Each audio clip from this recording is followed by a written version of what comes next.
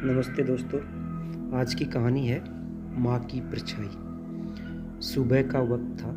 सूरज की लाल किरणें दिन की शुरुआत कर रही थी। हरे भरे पेड़ों पर पंछी मीठे सुर में गुनगुना रहे थे। ऐसे निसर्गम्य वातावरण में सरस्वती अनाथ आश्रम छोटे बच्चों की सेवा कर रहा था। कभी कभार शायद माँ का प्यार भी कम पड़ जाए, लेकिन इस आश्रम में बच्चों को मिलने वाले प्यार में कभी कमी नहीं आती थी। सूरज की कोमल धूप में मात्र 15 से 16 साल की पीहू सूरज को एकटक निहार रही थी। तभी उतने में उसे एक ख्याल आया। सूरज जैसे जैसे ढलता जाता है, वैसे वैसे परछाइयों को पीछे छोड़ता जाता है, और पीछे छूटी हताश परछाई फिर से सूरज उगते ही राह देखते हुए रोती रहती है। इस विचार से पीहू का मन भर आया और उसे अपनी माँ की याद आई। तभी वह अपने मन ही मन में बोलने लगी, माँ, तुझे याद नहीं कि मेरे पापा मुझे छोड़कर कब भगवान के पास चले गए? पर तुम ही मुझे कहती थी ना कि बेटा, तुम 10 साल की थी तब तेरे पापा को कैंसर की बीमारी थी। इस वजह से तेरे पापा भगवान के घर चले गए, लेकिन तकदीर की लड़ाई में मैंने हार नहीं मानी।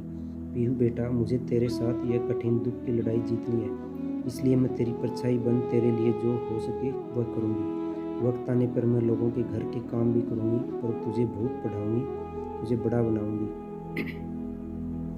तेरे पापा की बहुत इच्छा थी कि हमारी छोटी सी पीहू बड़ा होकर पायलट बने, लेकिन ज़िंदगी में ऊंचा उठने के लिए तेरे पापा से तेरे पंखों को मिलने वाली ताकत तेरे पापा के जाने से टूट गई। लेकिन माँ, इतने बड़े दुख के रेगिस्तान में मैं सुख की परछाई ढूंढ रही थी। मेरे इन पंखों को बल देती माँ, लेकिन क्यों माँ, क्यों मेरे पंखों को बल देने से पहले मुझे क्यों छोड़कर चली गई?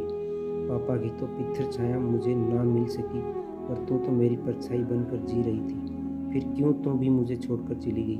लेकिन तेरे जाने से मैं तेरी ममता से जुड़ी रही, तेरे प्यार की परछाई ढूंढते हुए दुख के रेगिस्तान में अकेली रही। अब मेरे पापा के सपनों को साकार करने के लिए कौन मुझे ताकत देगा?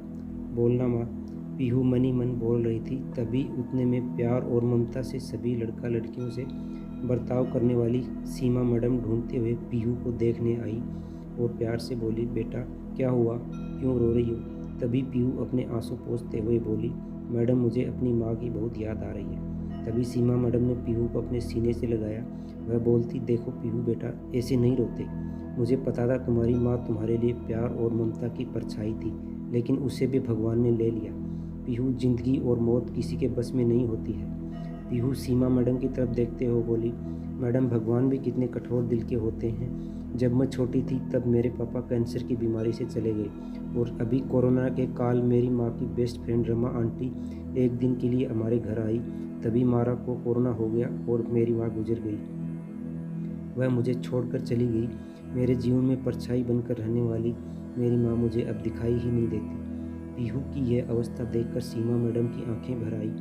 फिर भी सीमा मैडम पीहू को दुख भरे स्वर में बोली, यह देखो बेटा, जिस टाइम तेरे गांव के सरपंच ने तुम्हें इस आश्रम में लाया, तब उन्होंने तुम्हारी ज़िंदगी की सब कर्म कहानी बताई थी। इसी कारण से मैं तुम्हें अकेले नहीं छोड़ती हूँ, लेकिन इसके आगे मैं तुम्हारी माँ बनकर, तुम्हारी परछाई बनकर ज़िंदगी जीना चाहती हूँ। ऐसा बोलकर सीमा मैडम ने पीहू को अपने बाहों में भर लिया और रोने लगी। सीमा मैडम को सीने से लगाकर पीहू ऐसा लगा जैसे उसकी माँ की खोई हुई परछाई सीमा मैडम के रूप में उसके साथ देने आ गई है। दोस्तों, कहानी यहीं समाप्त होती है।